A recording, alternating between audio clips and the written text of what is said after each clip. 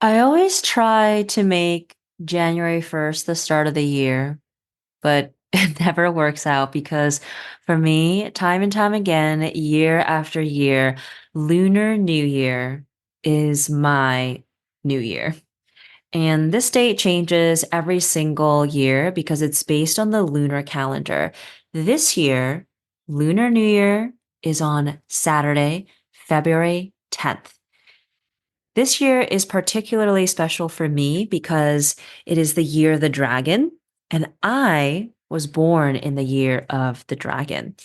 Specifically, it is a wood dragon year, meaning it is going to be a year filled with like really fast moving energy, a lot of like vitality, a lot of like decisive vibes, the desire to take action, the invitation to take action. It is also a very a creative sign as well, the wood dragon. And so it will be really important to have creative projects and outlets this year to really channel the year of the wood dragon energy because to make the most out of this upcoming season that we'll be in is to really tap into your inner visionary, taking the lead, being bold, and on the flip side, managing emotions like anger and frustration, which are related to the wood dragon. So, the wood dragon year is from February 10th, 2024 until January 28th, 2025. And this past Sunday, February 4th, marked a new chapter that ushers in the wood dragon year. This new chapter is known as Period 9 in Feng Shui and Chinese astrology. Period 9 is actually pretty similar to Pluto in Aquarius. And I've covered Pluto in Aquarius in an earlier episode, so be sure to listen to that for some more insights. They are both periods of time that will last for 20 years, and they have some of the similar themes. So, period 9, it's a 20-year cycle that we're beginning, and there's going to be lots of change and transformation around technology, innovation, anything that changes like how we live, how we work, is going to be a strong focus. This period of time is ruled by the fire element, so it can be a bit volatile. It very much so is going to be an abundant time, but also fast moving. So, my intuition, my feel for this is really listening and paying attention to the energy of that moment and to just catch the wave.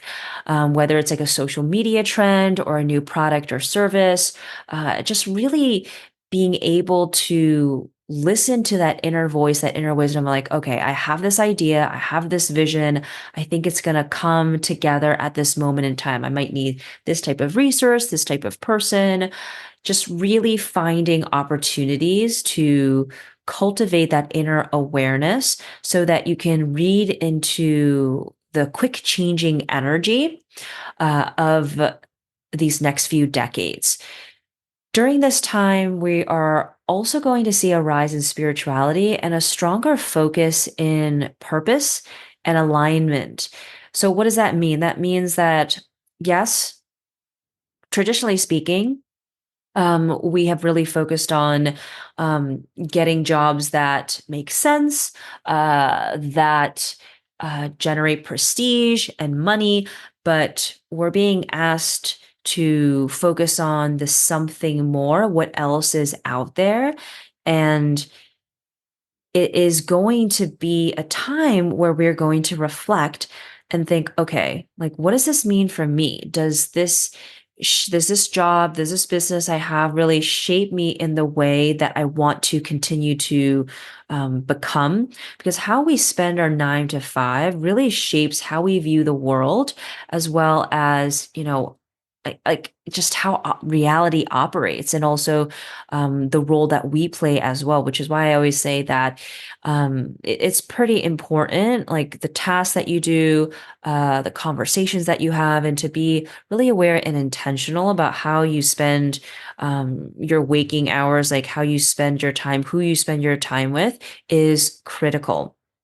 So a deeper exploration of self, of spirituality. These are some of the themes of period nine. Something that is funny that I've been really noodling on is the rise of middle-aged women. I did a TikTok on this yesterday, I think. Yes, yesterday. Well, on Sunday. And I was kind of like sharing this funny anecdote from my best friend. I think it was right when we were about to turn 30, and she uh exclaimed like, we're like entering middle age, like we're gonna be middle aged. And I'm like, you're insane. Like, no. But now looking back, I'm like, actually, if you do the math, let's say you live to 70 or to 80, ideally 90 or 100, and we're lucid, we're still having a good time. But yeah, like average lifespan, like 75, 85, like, yeah, middle age is between like, 35, 45 to 50. So she wasn't wrong about that. So my interpretation is that women in their 30s and their 40s are going to be starting more businesses and also being in more positions of power. That's what I interpret like the rise of the middle-aged woman to be. And there'll be a big shifting in power dynamics across like higher levels of leadership, government. And because we will have a different type of person in leadership positions, the structure, how we do things, how we operate is going to change as well, which is why there is that emphasis on changes to how we work and how we live. So, jobs that and industries that are going to be thriving during this time. Obviously, technology, cybersecurity, artificial intelligence, anything related to spirituality, finding your higher calling, purpose, empowerment. Let's see what else. Things that help you change and transform. So healing. these these are all going to be kind of having like a spotlight shown on them during these next 2 decades. And just a quick refresher on Pluto in Aquarius. So, Pluto in Aquarius is about the collective, it's about technology, it's about re envisioning the future, thinking about new ways of operating and what is fair and equitable to the larger group and not just a select few. It is really inviting us to think about, our unique perspectives that each of us holds and how we can lean more into the weird parts of ourselves, the unique sides that we all have. And Pluto in Aquarius, we've already kind of seen all these things happening these last few years just because Pluto has been coming in and out of Aquarius. There is such a strong focus and awareness, rather, of how things have been unfair for certain groups of people. Who has been in power? Who does X, Y, and Z benefit? And with that awareness, things definitely get a little bit worse before they get better. But it is very important for us to understand what needs to be changed so we can break it down to build it back up again. I like to say that history, well, I didn't make this up. I heard it from somewhere. So many people have said this. History doesn't repeat itself, but it does rhyme. And the last time that we were in Pluto and Aquarius was in 1778 through 1798. And this was a very revolutionary time in American history, also the French Revolution as well. And a lot of the things that happened in this 20-year period created the foundation for the United States. So I really predict specifically for America that we will be laying down a new foundation, and it's going to be much more of an inward focus because we need to revamp, rebuild all the different things that make up American life, American way of working, living.